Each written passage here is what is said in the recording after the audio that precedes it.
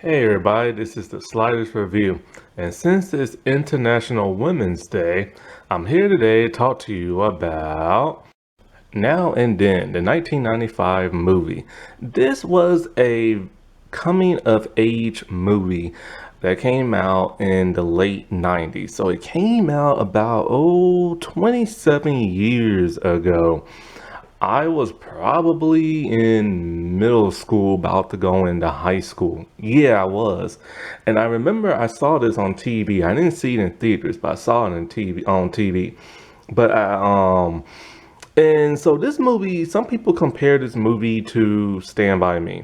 And Stand By Me is a coming of time movie for like about a group of young boys. This is about a group of young girls.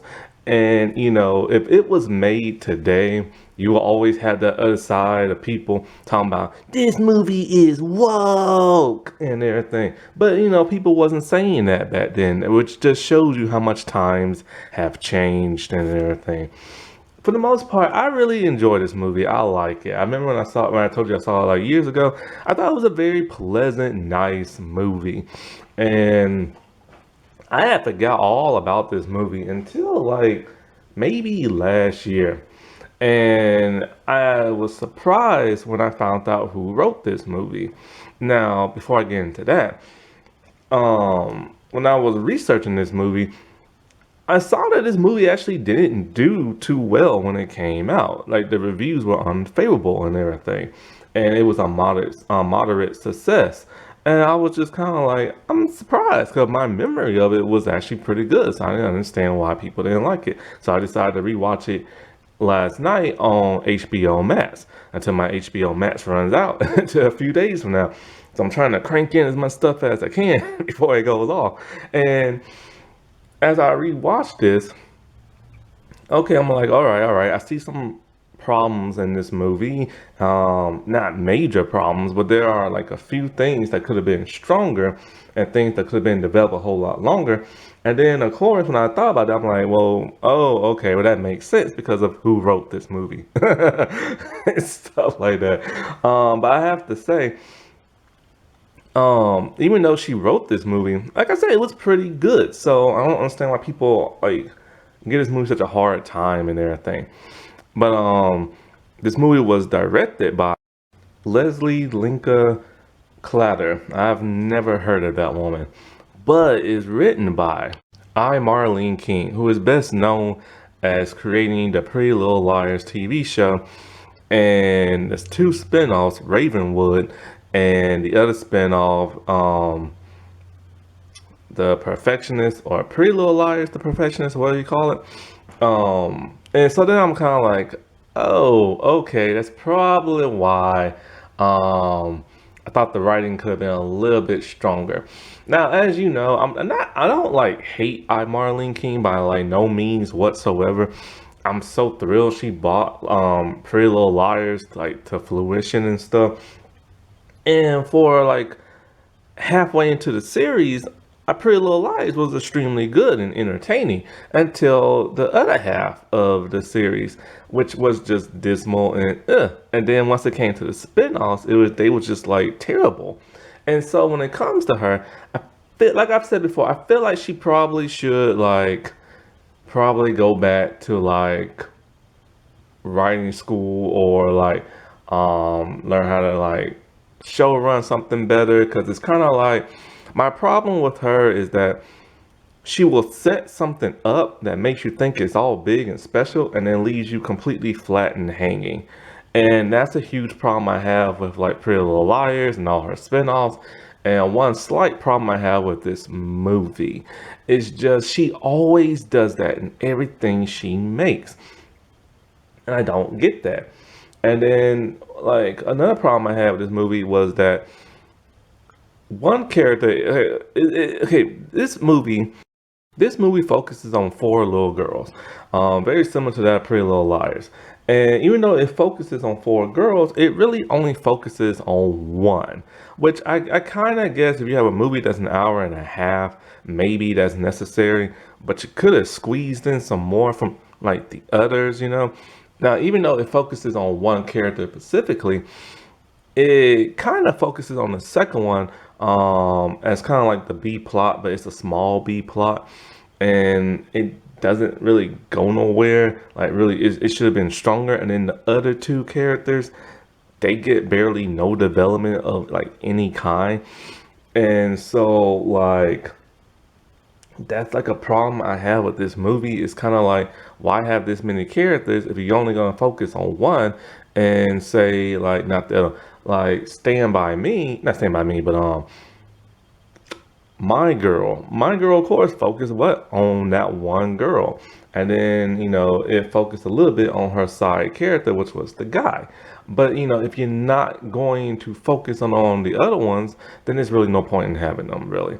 And so I have a problem with that, and then I have a problem with another setup, something that I thought was a huge plot point in the movie, because they kept mentioning it early in the beginning of the movie, but it went absolutely nowhere. And I'll get into that a little bit later.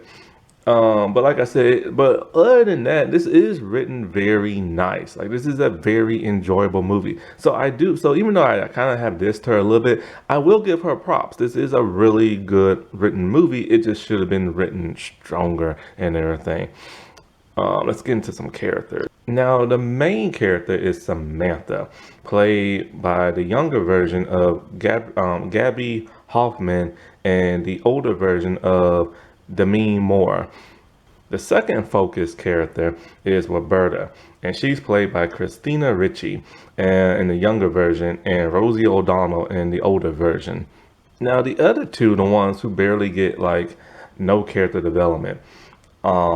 The third character is Rosie. No. The third character is Chrissy. I'm over here getting Rosie O'Donnell's name messed up. So there's a reason why I'm getting like Rosie in my head, because I'll explain that a little bit later. So Chrissy, she is the third character, and she's played by Ashley Ashton Moore. And I've always wondered whatever happened to like Ashley Ashton Moore, because like I've never seen her in any adult projects. I don't know what she looked like until I looked it up online. And sadly, she passed away due to an overdose of drugs.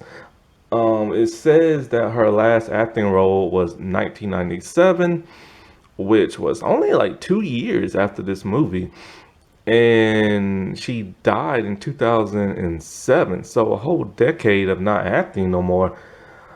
She must have been suffering some kind of depression and went to drugs, and sadly she passed away. She was a very lovely woman in her adult age too, and it's so sad she didn't get more roles, because I actually liked her in this movie and I wanted to see her do more, but it wasn't more written for her and stuff, because she was a really interesting character. Now, the older version of Chrissy is played by Rita Wilson.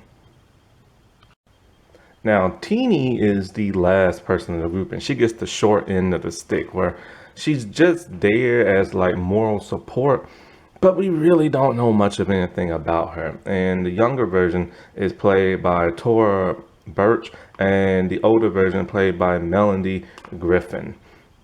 And what's so surprising, this movie has other like famous people acting in it that I didn't know who they were at that time. Like Bonnie Hunt, she plays Chrissy's mom. Devin Sauer, he plays like the crush of Roberta. And then like there's Hank Azaria, who plays like the love interest of Samantha's mother. And then Brandon Fraser, I had no idea who that dude was at that time.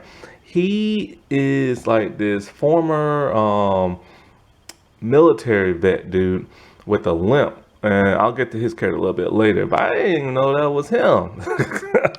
Now, I think the biggest disservice of this entire movie is the very, very beginning. In the very beginning, it starts off with the older characters. So this movie is narrated by Samantha, since she is the main character, and she narrates the entire movie. And the problem I have with this entire opening is that it kind of gives away certain elements that we see in the flashback stuff. And because the entire movie is a flashback. The only stuff in modern day is the very beginning and the very end. I feel like everything that happens in the 1970s, which is like the flashback type stuff, is the best parts of the movie. I could just watch that part all day. But when you get to the stuff in the modern day, which was in the 90s with the adult stars, that just fizzled out. It was just like dismal, just kind of like, eh. Like you really didn't care for them and stuff because we really don't get to know them that well in their adult lives. And we're told a whole lot of stuff about them, but we don't really get to see too much. And so when stuff we do see is very minimal. So it's just kind of like, oh, okay, so you became this and that. So, okay. And so, but then the problem with the beginning I have is that, like I said, it reveals certain things that you will find out later on in the movie, which that kind of like sucks. I feel like they should have took the very beginning stuff out with the adults. Just start the movie off with the younger cast, and then towards the end, bring in the adults. I think that would have been a whole lot better. And now, when I watched this movie many years ago, I went into this movie halfway in. I never saw the beginning, so I didn't know two characters that were like the adults, who were like the younger characters, which really confused me because, like, okay, when I got to the end of the movie, like, and I saw Rosie O'Donnell, I assumed she was Chrissy because the actress who played Chrissy was more heavier and stuff. But no, she's playing Roberto, the Christina Ricci character, and Christina Ricci is very skinny. So I was very thrown off by that. I assumed that the Christina Ricci Roberto character was played by Demi Moore, but no, she plays Samantha and stuff. So I was really thrown off by that because, you know, Christina and Demi look a little bit more similar, and Ashley and Rosie look more similar and stuff. And but then of course Chrissy is played by Rita Wilson, so I was really thrown off by that and everything.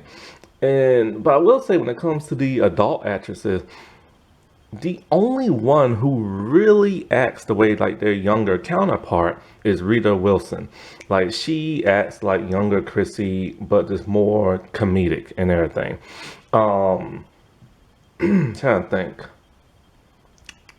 The Melanie Griffin, she doesn't really act like the well, I said her name was Tora or something like that. Character, or actress and stuff. She doesn't really act like her. She kind of does, but more sultry and like sexier and stuff like that. And which is kind of weird because you don't really see that coming from the like teeny character and stuff. Like a little bit, but not really. So it's kind of like, oh, so she went on full on like hoochie mama-ish and stuff like that. Demi Moore kind of acts like Gabby, the Samantha character, kinda, but more sadder, I guess you could say, and more, um, mm, yeah, just more sadder and everything. Now, the furthest departure is that of Christina and Rosie. Rosie doesn't act anything like Christina Ricci, and she doesn't act anything like the Roberta character. It was just kind of off-putting because it was just kind of like Rosie was just acting like Rosie. You know what I'm saying? And I had nothing against Rosie. I used to watch the Rosie O'Donnell show like all the time. However, I stopped being like a fan of hers once she went to The View. Man, she went angry when she went to The View. Like her and so many other celebrities. Her, Whoopi, Candace, Raven. It's like every time an actress goes to that show, they turn angry for some reason. And so like I don't know. It was just like she didn't act anything like Christina. It was just very off-putting. Because not only did she not look like her, she didn't act like her. So that was just kind of like strange. And she didn't even act like the Roberta character. And I get it, years pass and people change and everything, but still, it's just like she didn't act anything like her. She was just being like, it was so weird because like she was just being her regular stand-up comedic self. And that's not who Roberta was and stuff. And this movie has been characterized as like a comedy and coming of age, but when you watch the stuff in the 1970s, it doesn't feel like a comedy. It just feels like everyday normal life. Now, when you get into the 90s, it feels like a straight up comedy and everything. And so that's what's kind of like weird. Now, that one reason why I kept having Rosie on my brain is like, okay, years ago when I watched this, I could have sworn I heard a certain phrase, and that phrase has stuck in my head. See, when I thought about this movie years ago, the only thing I remember is Demi Moore, because that's who she is, Rose O'Donnell, because that's who she is, and Christina Ricci, because that's who she is. I didn't know who none of the other people were. I couldn't even remember their faces, because, people don't ever talk about this movie no more. But I remember one line in Pacific, and that is something Rosie said. And see, my memory works like this. If I watch something over and over and over, I'll remember to the end of time.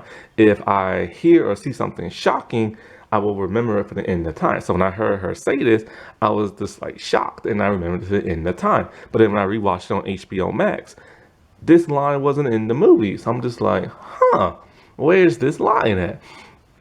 And that line that keeps making me think of Rosie O'Donnell when I think of this movie is when I was younger, I didn't want to have big boobs and tried to hide them, but now that I'm older, I just love them and everything. And I just remember hearing that. I'm just like, because talking about how huge they are, I'm just like, huh?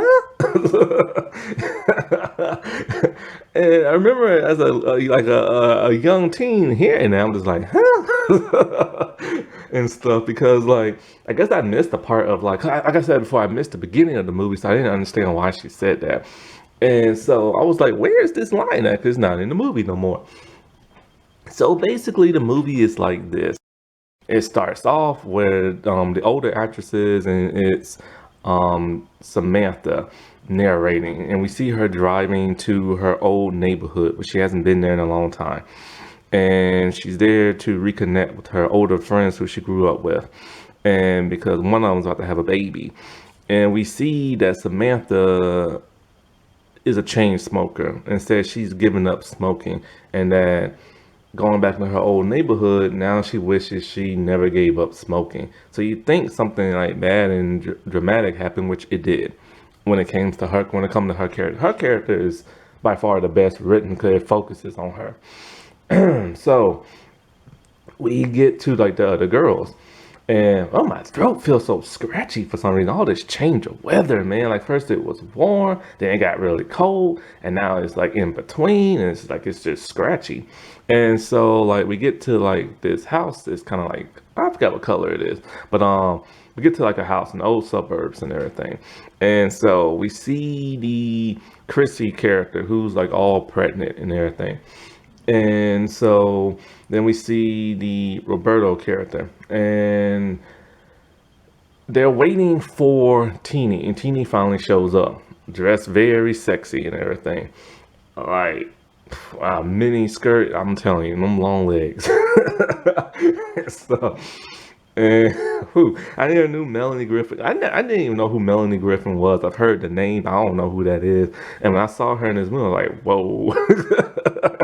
And stuff. So they're talking about this and talking about that and talking about that summer they once had, and talking about like the tree house. And Chrissy talks about how like, people always wanted to get rid of it, but no, they don't want to get rid of it because it means too much to them and stuff like that. And then they go back into the past of what happened in that summer. And in that summer, you know how it is in summer school, you get 2 months off, and it's supposed to be like the best time ever because you don't get to go to school and you're trying to have much fun as you can. This was the 1970s, so everything was different. People actually went outside and played, because like it's weird. Like I'm always seeing, like I hang out with some of my younger relatives. They're always in their tablets playing the video game. They'll be watching TV, but not even looking at the TV. They'll just be playing video games. When their friends come over, I'm like, oh, y'all gonna play? But no, they're not playing. They're playing video games, and they're just looking at their individual tablets. The world has become zombies, man. I'm telling you. Watch. Years from now, people are gonna have bad eyesight and hearing as they get, like, even when they're born, because like all these young people and adults, all their eyes are focused on like a bright screen and loud noises coming from their tablets. We're killing ourselves. So anyway, so it was kind of, so like I said before, like it's nice watching this movie because it took you back to like a time when everything was different and when people used to go outside and everything. And now before I get into anything else, one thing I do have a major problem with this movie is it has no representation, it has no diversity. Like maybe because it's set in the 1970s, but there was other races in that time too, and people was pretty much getting along for the most part. But you think you would have saw some other races and stuff, and you actually do towards the end of the movie when it's like the 90s, but it's very brief. So okay, back with the movie. So like because they set up, now this is another problem I have, because they set up this whole treehouse thing.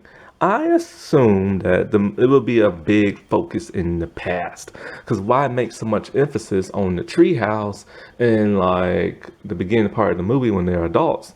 So you think it'll be like a major thing, which it kind of is, and it really is not. Like it doesn't focus at all on this treehouse. Now, when we do see the girls, see the thing is, they are building up to buy a treehouse. It costs like $140 something. And yeah, I know, right? Like most tree houses today are way more than that. This is the 70s we're talking about. So they're collecting money for the tree house, and that's it. And we don't know how they're collecting money for the tree house. We just know they have a can with money in it, and Chrissy is the one counting the money. It would have been nice to see them do things to earn money to get this treehouse, but we don't get that. So that is a problem I have with the writing in this, because why make a focus on the whole treehouse if you're not even going to show how they're going to get it? And not only that, but the only thing we see is when Chrissy gets mad when they take money from the treehouse can to use on something stupid, but then they get it back somehow because they end up buying the treehouse, and nothing really comes of that. They only in it twice, and it's very brief. So why focus on this whole treehouse thing in the beginning of the movie if you're not gonna pay it off? And that's the problem I have with Marlene King, is because she does this all the time in all her shows. And so like the girls, they're basically just living it up, you know what I'm saying? They're going to like the cafe diners, they getting like root beer floats. They talked about how Samantha's narrating about how they had to survive these group of boys because these boys were always harass and tease them, and they would be throwing like water balloons, but inside the water balloons is pudding. No, jello. And so like these boys are constantly like messing with these girls, which is something that used to happen a lot back in like the older days. Like when I was growing up in the 80s and the 90s, this didn't happen. Like boys and girls just got along with each other. But then every time you watch a movie from like the 50s, 60s, and 70s, you always see young boys harassing the crap out of like little girls and stuff. And so like they can't like stand them. And then, in this movie, the girls are always riding their bikes everywhere. This really just brought me back. And especially with the crazy times that's going on in the world right now, it was nice to watch a very pleasant movie, but you don't have to worry about none of the stuff going on in the day's time. And, and it's just like, you just got to relax for like an hour and a half. And so like, when it comes to the girls, they all got individual different personalities. Now, Samantha, her family is arguing a lot. They're going through a divorce. Her dad ends up walking out. And of course, back in the old days, when the dad leaves, he leaves the entire family. So this caused her to be upset. And, because she just wants her father. And she has a little sister played by her, Rumor Wilson, which is Demi Moore, actual daughter. And so she's upset throughout the entire movie because she just wants her father. And her mom is, her mom's a little bit of a hoochie mama and everything. And her mom is looking for a new man like within like seconds of her husband leaving her. And that's when the Hank Azaria character comes in, and he's basically just there to date her mom, and she doesn't like that because she feels like her dad is being replaced. And but the character of Hank, he's a nice guy, you know, he doesn't do anything bad, and he's just trying to date her mom. And he's like, oh, maybe we should go to like a museum or do this and do that. She's like, oh, we know my dad will take us and stuff like that. And so he has food in his teeth, and then when he gets embarrassed by that, he spills his drink. So he has to change his shirt, and her mom puts her dad's bowling shirt on him with his name on it. So this really upsets her. And so she is just like, she can't stand her mom, and like, so she's always like running off to like her friend's house and hanging out with them. And so like, so when it gets to like say the older version of her, you kind of get why she's still in that sad type of state. You know what I'm saying? Because I know like in the older stuff, they say she dresses all in black, but it's not like goth black. She dresses more like in business clothes attire, but all black. And it's because like she also is an author and everything now. So I guess she wrote about like her times growing up or something like that. And so like, so that's kind of one of the reasons why the Demi Moore character is always just kind of like sad, because her character is just like sad, you know what I'm saying? Now when it comes to Roberta, she's the tomboy of the group. Now if this was made today, chances are Roberta would be part of the LGBT, which is funny because her older character is played by Rosie O'Donnell, and Rosie O'Donnell is a lesbian and stuff. But she's the tomboy of the group, and so she has like 3 brothers, and so she plays a lot of sports. Now, we never get to see her interact with her brothers, except for once in the very opening. When they're wrestling on the floor, she's just trying to get around them and stuff. It would have been nice to see her interact with her brothers and everything. Now, her main thing is that her boobs are coming in, and they're coming in pretty big, and she hates that. So what she does is she tapes them up. Ouch. And so like I said before, we see her like always playing sports, and she dresses like a tomboy, and she's the rough one of the group. She cusses more than all the other ones and everything. They all cuss except for Chrissy. She's the rough one of the group. She likes to pull pranks on her friends, always pretend like she's dying and stuff like that. Like when they're in like the lake and like they're playing around, she pretends like she drowns, and then like they're like, oh no, she's not breathing, we have to give her mouth to mouth and CPR, but none of the girls want to put their lips on her. So but then Chrissy's all like, I'll do it and everything, but then as soon as she's about to do it, she spits water in her face. And so then she's upset at Samantha and Teeny because they're all like, look, if I was dying, you wouldn't even try to save me, like give me mouth to mouth. And so then Chrissy just slaps the taste out of her mouth, talking about, don't you ever do that again. I thought you was dying for real. Like, you were my best friend. I thought you was dying. And she took that slap too. Like, 'cause she knew she messed up, you know? And so those two are like the best friends of the group. And then so like, and we see her playing sports throughout, like, you know, the movie, so that's a good thing. So that shows that tomboy side of her. I'll get into something else a little bit later because this is a little too juicy to talk about right now. So let's talk about Chrissy. Chrissy is the princess of the group. Her mom is trying to teach her to be the best Southern belle she can. Her room is decked out in pink, canopy bed. But Chrissy wants to know about sex. Her mom does not want to tell her. So her mom tells her the polite way, talking about how a girl has a flower, like a little flower. And the man takes his water bucket and waters the flower. So she believes that type of stuff. And she also believes that, well, she tells them, you know, if you kiss a boy or French kiss a boy, you'll get pregnant, because that will lead to flowering, no, watering her flower. So the girls are kind of like, no. Now, when I say this is a coming to time movie for like little girls probably shouldn't watch this. Because they do talk about guys' penis sizes, the little girls do, and stuff like that.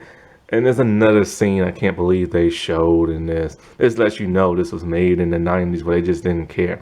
So anyway, um, so like,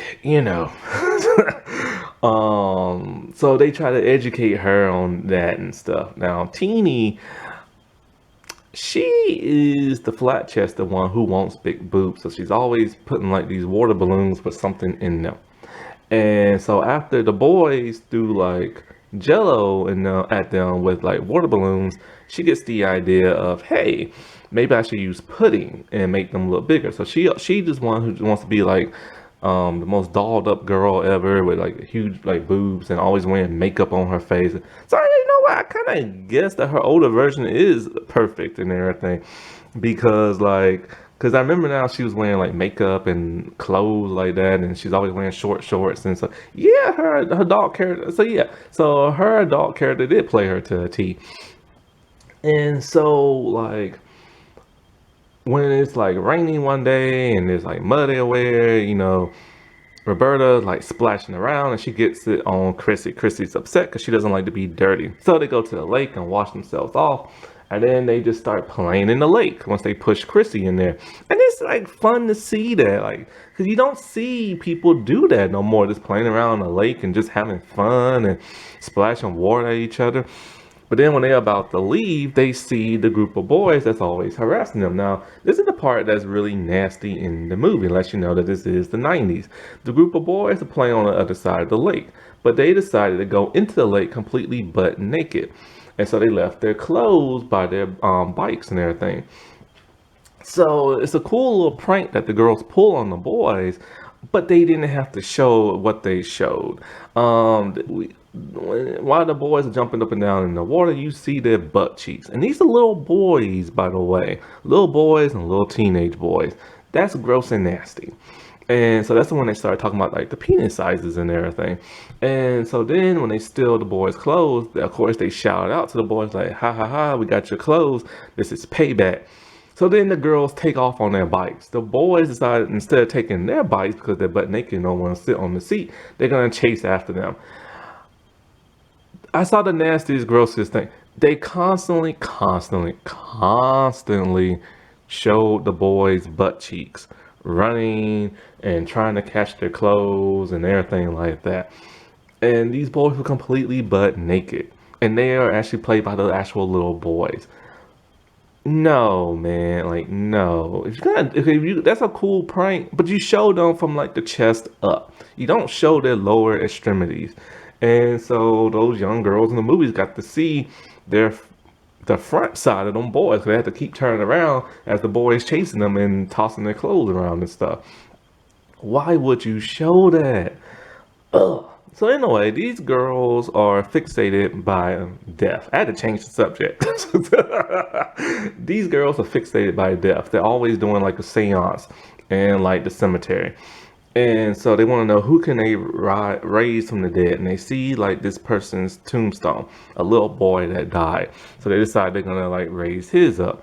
But then all of a sudden, Chrissy's all like, this is dumb, I don't want to do this no more. But then lightning storm hits and it hits the ground. There's rain everywhere, and the girls get terrified. They assume that they really did raise something from the dead, so they run off, but then they had to go back. They forgot something, and then a tombstone is like shattered. So and it's that boy that they tried to raise, and so they thought, oh no, he's from the come from the dead and he's coming to get us.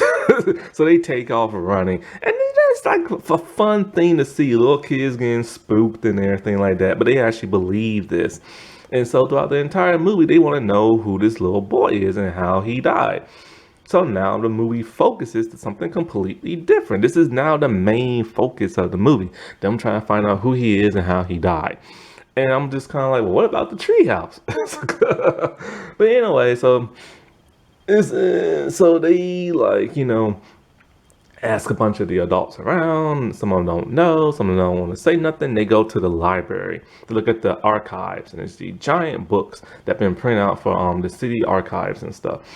And then a scene out of nowhere comes with the Roberta character. When she's looking at the obituaries and everything in the archive, she sees her mother, and she breaks down in tears, and she scans that picture, and she's mad now at her father. Now this is the part where I'm saying, like, the writing needs to be stronger because of this whole scene. Now she says that she never knew her mom died in a horrific car accident.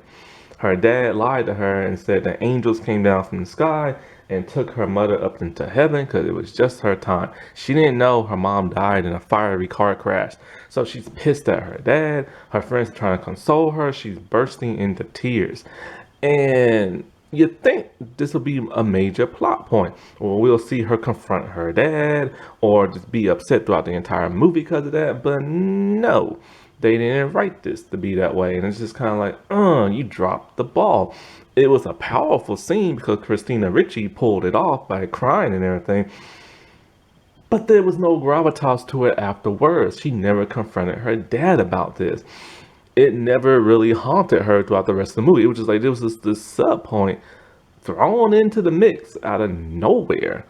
And so, like, as they're like wondering more about this boy, they realize that they have to go into the next town over, which is, I think, 3 miles away or 30 miles or something, like, no, 3 miles away.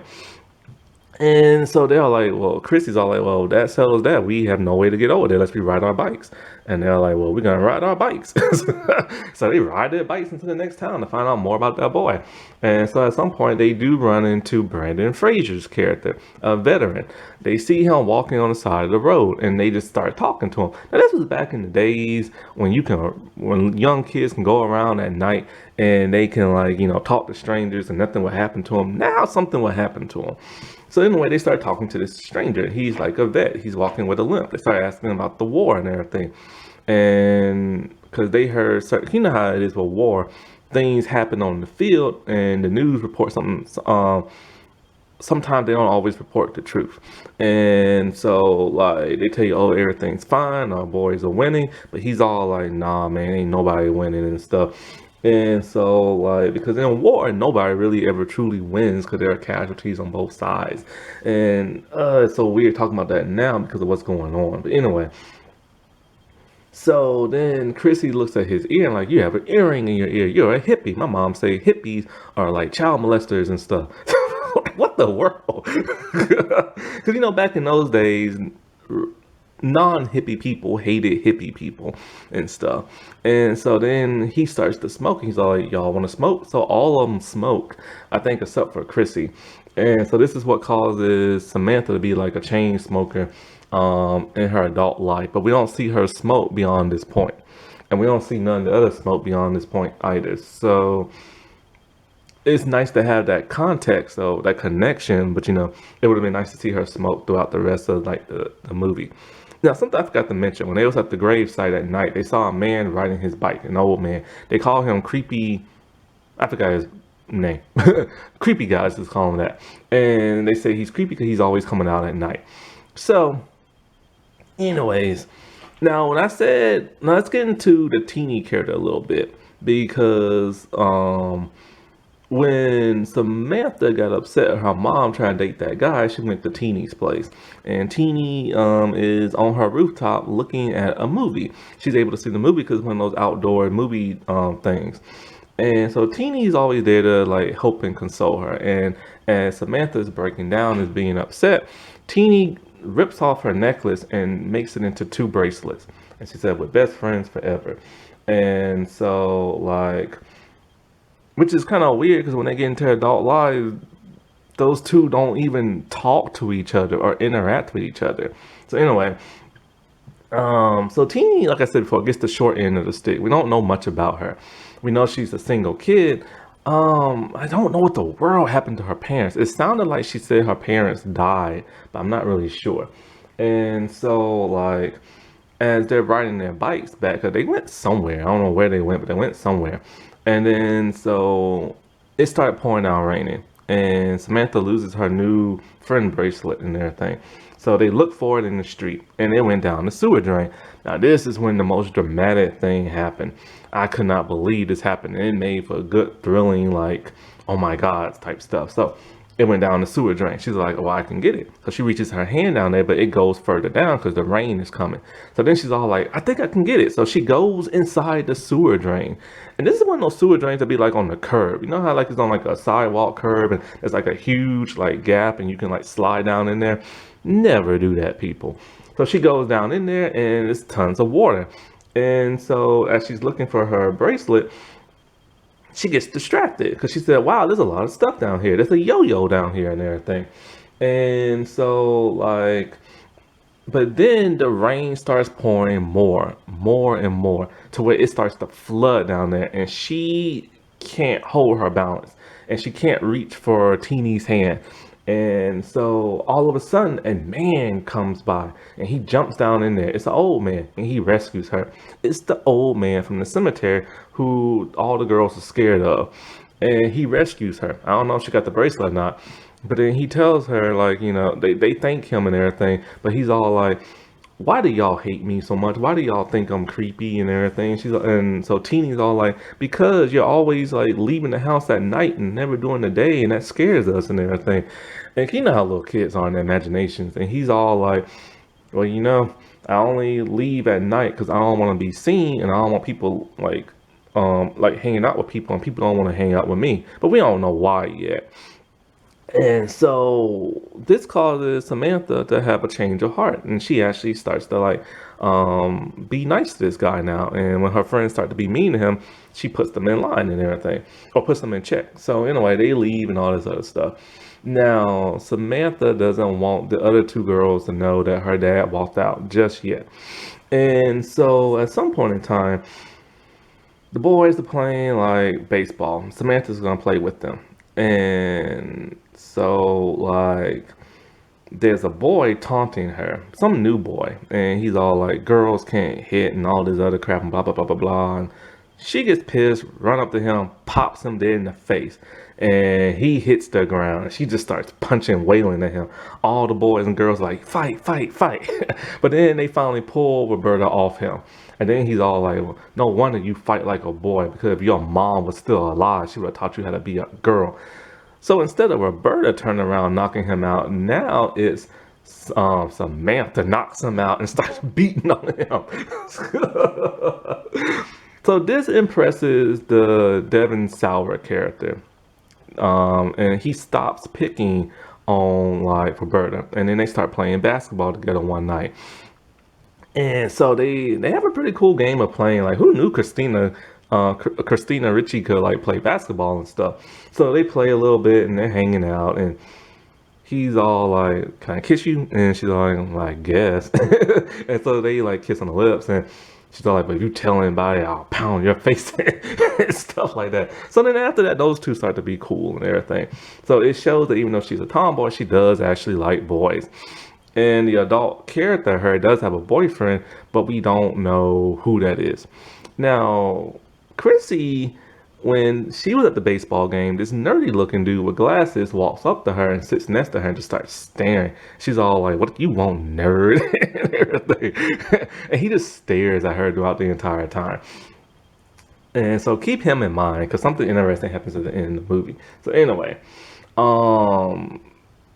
the girls still want to know about this dead dude, right? So they go to Samantha's grandmother's house, but she's no help because she's an eccentric old lady and goes to play bingo. So they sneak into her house and looking at the newspaper clippings. Her grandfather used to like work for like a newspaper and stuff, and they find the boy in the newspaper, and a burglar broke in and killed both him and his mother.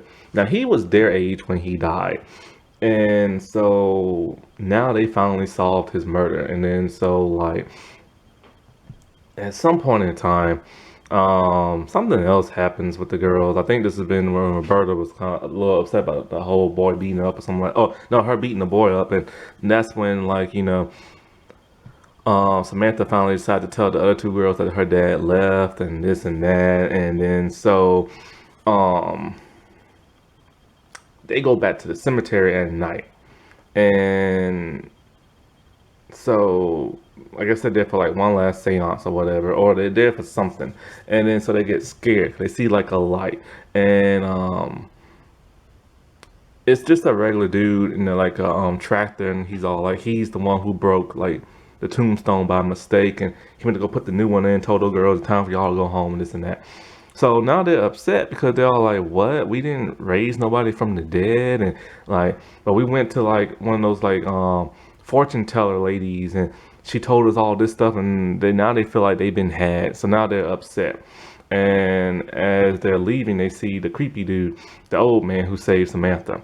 And so when they're about to leave, Samantha goes back to him, and um, she talks to him and everything, and she finds out that it was actually his son and wife that died. So the boy they've been trying to research was actually that man's son, and he was away at that time when the burglar came in and murdered his family.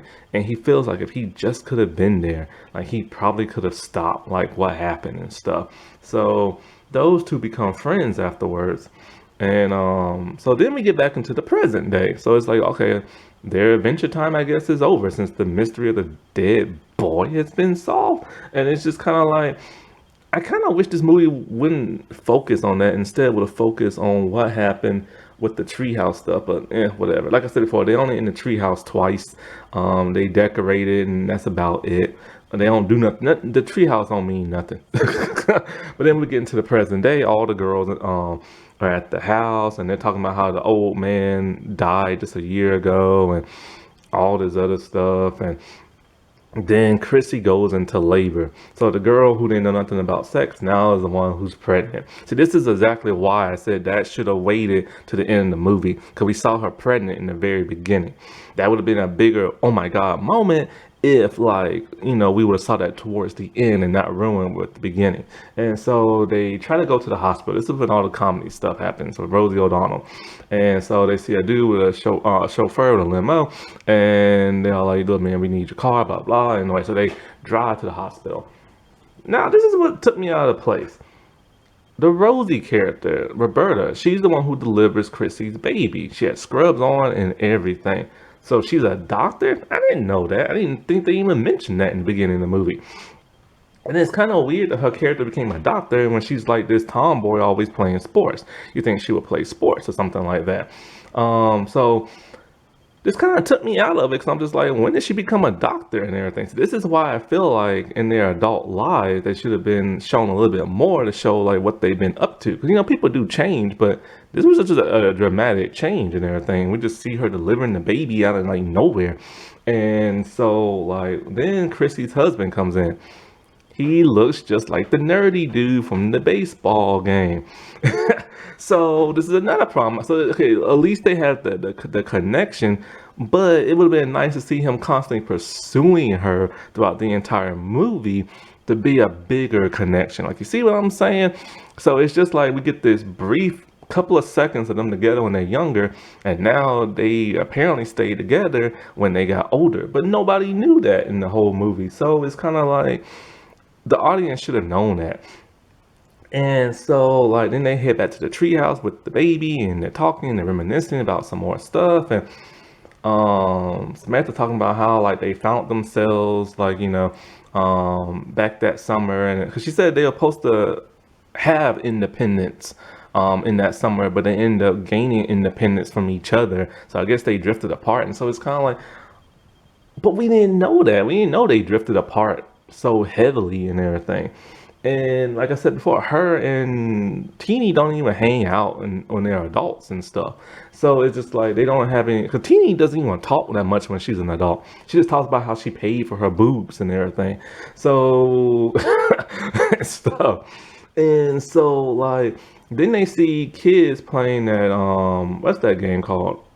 Red Rover, Run Over, something like that. See, they played that when they was a kid, and now they see other little kids playing that, so they decide they're gonna join the little kids and play that, which is kind of creepy that they're hanging out with a bunch of neighborhood kids. and then the movie just ends, and it's just kind of like, I just wish the writing was stronger, because in their adult lives, we don't see them doing stuff. We just hear them tell us stuff, you know? And it's better to show and not tell. And they had plenty of time to tell. But the movie was an hour and 40 something minutes long, but they could have added just a couple of more, or took a couple of scenes out that had like nothing important to do. Like that entire beginning part of the movie could have been taken out, and then that should have been added somewhere to the end where they start, like, we see them in their adult lives. It would have been nice to know why they drifted apart, you know, but we don't know why they drifted apart. We don't know if they, because apparently they all still are close and willing to hang out with what's her name during her, like, when baby being born. But what caused them to drift apart? What caused? We know what brought them together again, but it's kind of like, you know, why has it been so many years since they haven't seen each other? We know why the one girl's like so depressed and everything, and because of her whole father and that little, like, almost dying and stuff like that. And so it's kind of like that makes sense for her character to be that way. But the Roberto character was just like completely different when she got older. And Chrissy, she's, like I said, she still acts the way she does when she's younger, but it's just kind of like, it's ironic. She's the one who ended up with a kid and everything.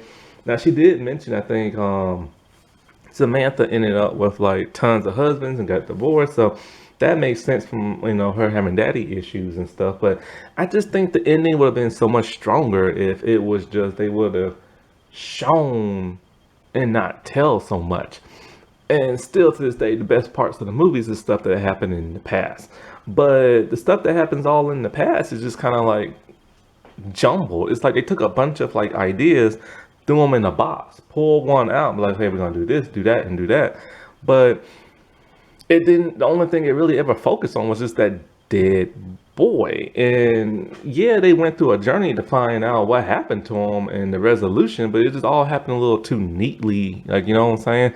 And then there's the whole treehouse thing. Like, stop putting so much emphasis on that treehouse if nothing was of importance of that treehouse. Nothing dramatic happened in the treehouse, nothing exciting happened in the treehouse. It would have been more interesting if one of them would probably, like, say, almost died from the treehouse, or if they would have caught one of them making out with a boy in the treehouse or something, or they had a huge argument in the treehouse. But why bring up the treehouse if nothing's ever going to come of it? But all in all, like I said, it is a good movie. It needs to be written stronger, you know. Now, ironically, in 2012, Freeform actually wanted Marlene King to create a Now and Then TV show based off of the movie that she wrote. And this was around the third season of Pretty Little Liars. And Pretty Little Liars lasted for 7. But it never, they decided not to greenlight it for some reason. Not sure why. I think it would have made an interesting show. It would have explained a whole lot more and go into like details. I mean, they had faith with her in Pretty Little Liars, and they had faith with her in them 2 spinoffs that were like terrible. So it's not like they was like worried or anything, but I guess they figured nobody would be focused on it. But I mean, if people was focused on 4 girls living with a secret and murder and everything of their supposed friend, then like, why not like this? You know what I'm saying? Now, one thing I've always thought was weird about this movie is the title. It's called Now and Then. Like, why isn't it called Then and Now? Like, you know what I'm saying? Like, I've always assumed it was called Then and Now, but no, it's called Now and Then. So that just never made no sense to me. Happy International Women's Day, everybody. All right, well, I'll talk to you later. Bye.